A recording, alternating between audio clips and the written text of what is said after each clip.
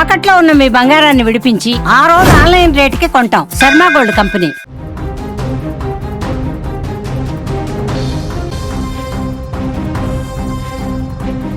మహారాష్ట్రలో చోటు చేసుకున్న విమాన ప్రమాద ఘటన ఇప్పుడు దేశవ్యాప్తంగా సంచలనంగా మారింది. అజిత్ పవార్ విమాన ప్రమాదం వెనక అసలు నిజాలేంటి? ఆఖరి నిమిషంలో కాక్పిట్లో పైలట్ల మధ్య జరిగిన సంభాషణ ఏంటి? ఇప్పుడు అందరి కళ్ళు ప్రమాద స్థలంలో లభ్యమైనటువంటి ఆ బ్లాక్ బాక్స్ పైనే ఉన్నాయి. విమాన ప్రమాదంలో జరిగినప్పుడు పైలట్లకు ఎయిర్ ట్రాఫిక్ కంట్రోల్కి మధ్య జరిగిన సంభాషణ మొత్తం ఈ బ్లాక్ బాక్స్లో రికార్డ్ అయి ఉంటుంది. ల్యాండింగ్కు ముందు పైలట్ ఏదైనా ప్రమాదాన్ని పసిగట్టారా? విమానం అదుపు తప్పుతున్నప్పుడు ఆయన చివరిగా చెప్పిన మాటలేంటి? ఈ విషయాలు తెలిస్తేనే ఇది ప్రమాదమా లేక మరేదైనా కారణం ఉందా అనేది ఇప్పుడు స్పష్టత వచ్చేటువంటి అవకాశం ఉంది. బ్లాక్ బాక్స్లో కేవలం మాటలే కాదు, విమానం ఏ ఎత్తులో ఉంది, ఇంజన్ పనితీరు ఎలా ఉంది, మంటలు అంటుకోవడానికి ముందు లోపల ప్రెజర్ ఎలా ఉంది వంటి 1000కి పైగా సాంకేతిక అంశాలన్నీ కూడా నిక్షిప్తమై ఉంటాయి దాంట్లో. రన్వేపై విమానం దిగే క్రమంలో అసమతుల్యతకు దారితీసినటువంటి ఆ ఒక్క టెక్నికల్ ఫెయిల్యూర్ ఏంటో కూడా ఈ డేటా ద్వారా అధికారులు గుర్తించబోతున్నారు. రాజకీయ ప్రముఖులు ప్రయాణించే విమానాలు ప్రమాదానికి గురైనప్పుడు సహజంగానే అనేక అనుమానాలు వ్యక్తమవుతుంటాయి. ఈ ప్రమాదంలో ఏవైనా బాహ్య శక్తుల ప్రమేయం ఉందా, లేదా విమానాన్ని కావాలని దారి మళ్లించారా? ఇలాంటి సంచలన విషయాలను కూడా బ్లాక్ బాక్స్ బయటపెట్టేటువంటి అవకాశం ఉంది. అందుకే డీజీసీఏ బృందం ఈ పరికరాన్ని అత్యంత జాగ్రత్తగా ల్యాబ్కు తరలించింది. ప్రస్తుతం ఈ బ్లాక్ బాక్స్ డేటాను విశ్లేషించే పనిలో నిపుణులు ఉన్నారు. మరో 24 గంటల్లో ప్రాథమిక నివేదిక వచ్చే అవకాశం ఉంది. అజిత్ పవార్ మృతికి దారితీసిన ఆ చేదు నిజాలు ఏంటో ప్రపంచానికి తెలియాలంటే ఈ బ్లాక్ బాక్సే కీలకం కానుంది. కానీ ఈ బ్లాక్ బాక్స్ ఓపెన్ చేయడానికి టెక్నికల్గా ఆ ఎవిడెన్స్ అన్నింటిని కూడా కలెక్ట్ చేయడానికి, దాంట్లో ఉన్నటువంటి సమాచారాన్ని సేకరించడానికి కొంత సమయం పడుతుంది. దానికి సంబంధించినటువంటి ఎక్స్పర్ట్స్ అందరూ కూడా రావాల్సిన అవసరం ఉంది. అహ్మదాబాద్ ప్రమాదంలో కూడా అక్కడ బ్లాక్ బాక్స్లో ఉన్నటువంటి వివరాలను సేకరించడానికి రోజుల సమయం పట్టింది. అందులో ఉన్నటువంటి వివరాలన్నింటినీ కూడా కోడ్ అంతా కూడా ఆ కోడ్ భాషని మొత్తం కూడా డీకోడ్ చేయడానికి చాలా సమయం పట్టింది.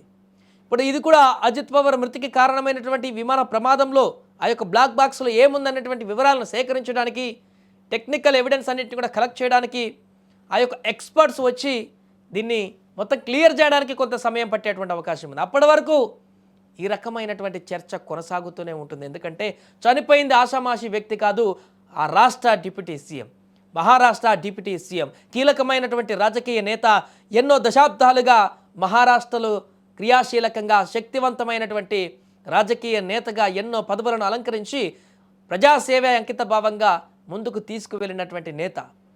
అలాంటి గొప్ప నేత ఈరోజు డిప్యూటీ సీఎం పదవిలో ఉండి పాలన కొనసాగిస్తున్నటువంటి సందర్భంలోనే ఈ ప్రమాదం చోటు చేసుకోవడం అనేది అనేక అనుమానాలకు తావిస్తూ ఉంటుంది.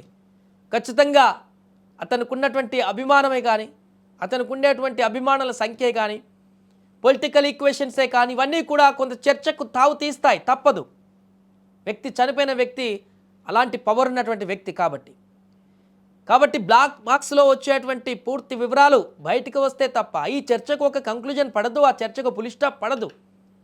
విమాన ప్రమాదానికి సంబంధించి అనేక అనుమానాలు ఇప్పుడు కలుగుతున్నాయి. చూస్తుంటూనే ల్యాండ్ అవ్వడానికి క్షణాల ముందు, విమానాశ్రయానికి ముందు రన్వే దగ్గర ఈ ప్రమాదం జరిగినటువంటి దృశ్యాలు ఎంత భీకరంగా ఉన్నాయంటే, పూర్తిగా అక్కడ పడిపోయి పేలిపోయి తునాతునకలు అయిపోయి అందులో ఉన్నటువంటి వారందరినీ కూడా 5-6 అందరినీ కూడా ఆ మంటలు దహించి వేసేశాయి. ఎవరు కూడా బ్రతికేటువంటి ఛాన్స్ లేకుండా చేసేసింది ప్రమాదం ఎలా జరిగిందనేది ఇప్పుడు $1 మిలియన్ ప్రశ్నగా మారింది.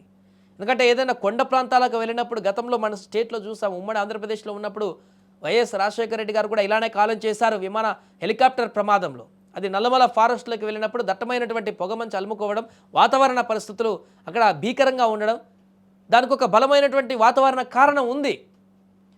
కానీ ఇక్కడ రన్వే దగ్గర ల్యాండ్ అవుతున్న సమయం కాబట్టి ఖచ్చితంగా అంత ఈజీగా యాక్సెప్ట్ చేయడానికి లేదు. అయ్యో ప్రమాదం జరిగింది, వాతావరణం బాగలేక అని చెప్పడానికి లేదు. కాబట్టి కొంత టెక్నికల్ ఎవిడెన్స్ రావాల్సి ఉంది.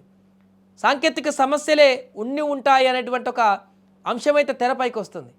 కేవలం ఈ బ్లాక్ బాక్స్ ఒక్కటే ఈ ప్రశ్నలన్నిటికీ సమాధానం చెప్తుంది. ఈ అనుమానాలన్నిటికీ కూడా కంక్లూజన్ ఇస్తుంది. వస్తున్నటువంటి ఆరోపణలన్నిటికీ కూడా ఫుల్ స్టాప్ పెడుతుంది. కాబట్టి ఈ బ్లాక్ బాక్స్ అనేది చాలా జాగ్రత్తగా ఇప్పుడు అధికారులు తీసుకొని వెళ్ళారు. డీసీజీఏ బృందం ఇప్పటికే అక్కడికి వచ్చి అన్ని పూర్తిగా ప్రమాదానికి సంబంధించినటువంటి పరిణామాలను పరిశీలిస్తుంది. బ్లాక్ బాక్స్ను ఓపెన్ చేసి వివరాలను సేకరించేటువంటి టెక్నికల్ టీంని కూడా రప్పిస్తుంది.